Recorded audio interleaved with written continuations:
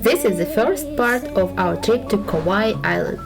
In this episode, I'll show you 2 hikes, beautiful but sometimes very challenging. And if you subscribe, you will see what's coming next. A catamaran trip along the Nā Pali Coast, a luau, hundreds of whales, and the story of how we got extra days in Hawaii for free and $3,000 in airline tickets. We just took off our ski boots and now we are departing to Hawaii.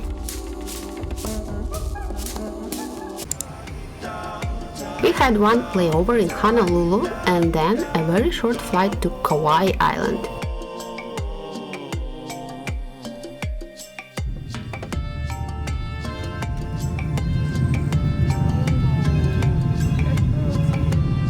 I've never seen rainbow from the plane.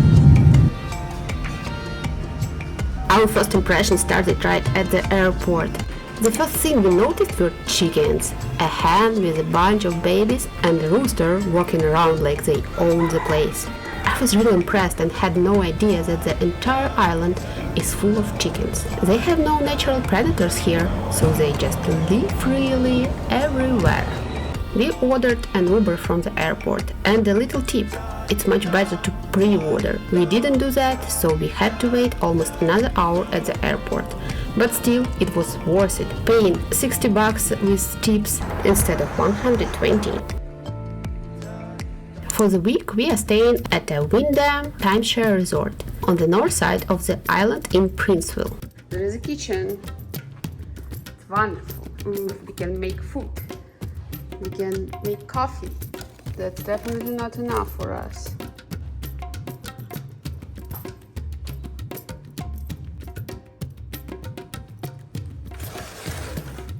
Wow, it's a beautiful place.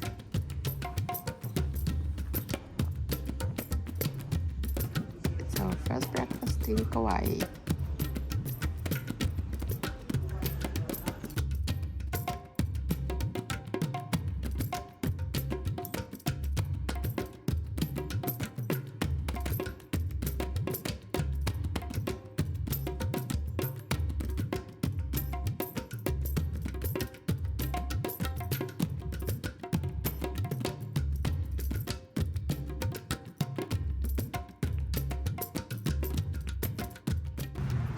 Today we don't have a car, so we are going for the hike along the road. We tried to order an Uber, but unfortunately there were no available cars in this part of the island, so we decided to walk. We walked toward the Okalehau hiking trailhead in the Hanalei National Wildlife Refuge.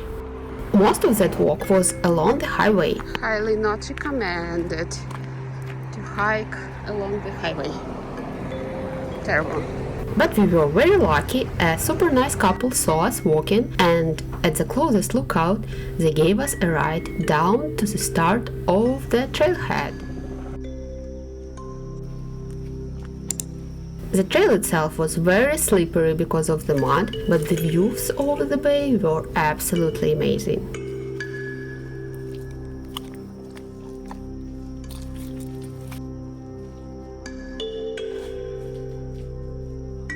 The hike is about 2.7 miles long with 853 feet of elevation gain, and it was the perfect way to start our Kauai adventure.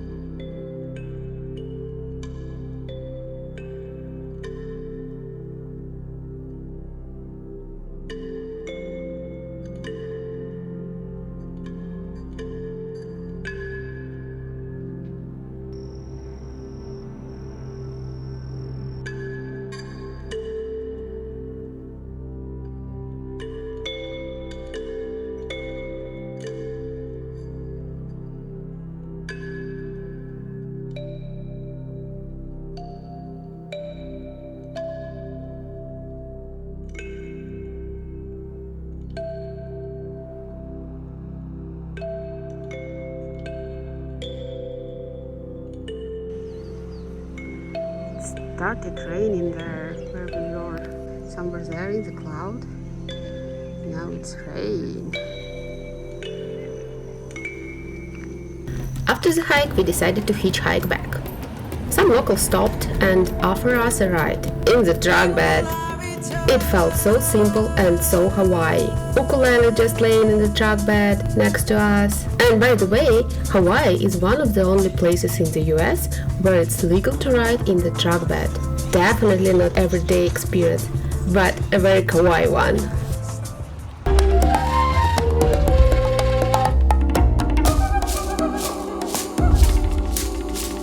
Later that day, our friends finally arrived, and now we had the transportation. So we went to check out Hanalei Bay, the same bay we had just seen from the top of our hike.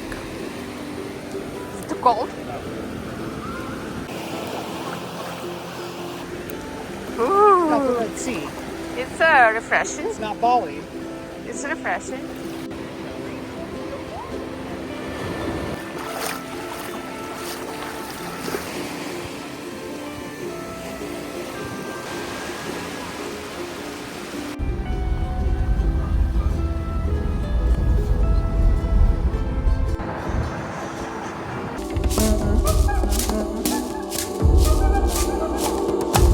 The next morning we woke up early to catch the shuttle to Haina State Park. I definitely have trouble with pronunciation of all these names. This is something you really need to book in advance. Both the shuttle and park access are limited. Don't wait until the last minute. Spots sell out fast. And this is one of the most popular areas on the island.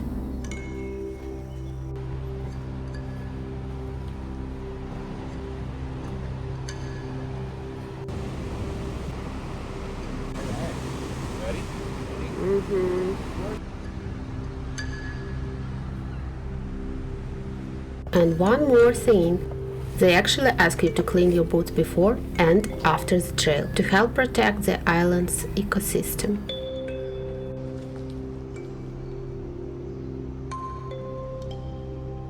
We were heading to Hanakapiai Falls. I actually have no idea how to pronounce it correctly, I'm sorry.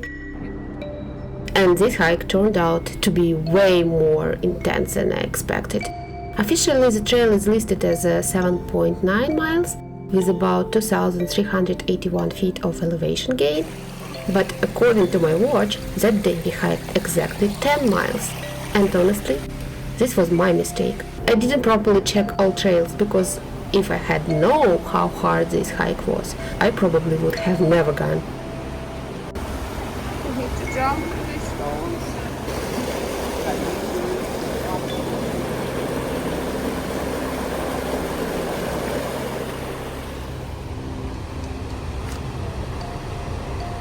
Kitty, so good to see you. The first 2 miles lead to the beach. It's considered a moderate hike, but it's still not easy at all. There is a lot of elevation and you have to climb the same way back. Don't forget that the beach is not safe for swimming. The surf and rip currents here are often extremely dangerous.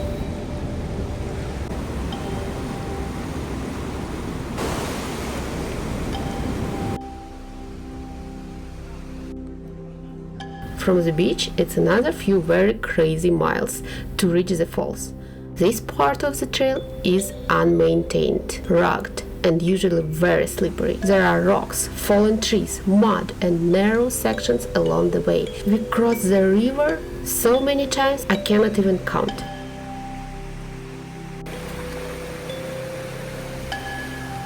And by the way, this hike should not be attempted during or right after heavy rain. Flash floods and fallen rocks are real dangers here, and some sections can be risky if you slip.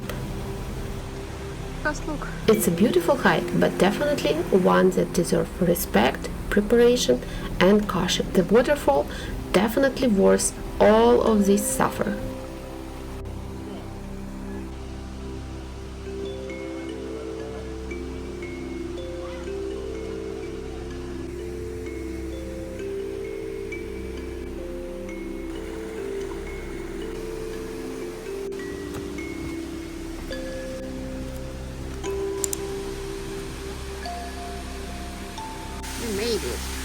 the tallest I have ever seen.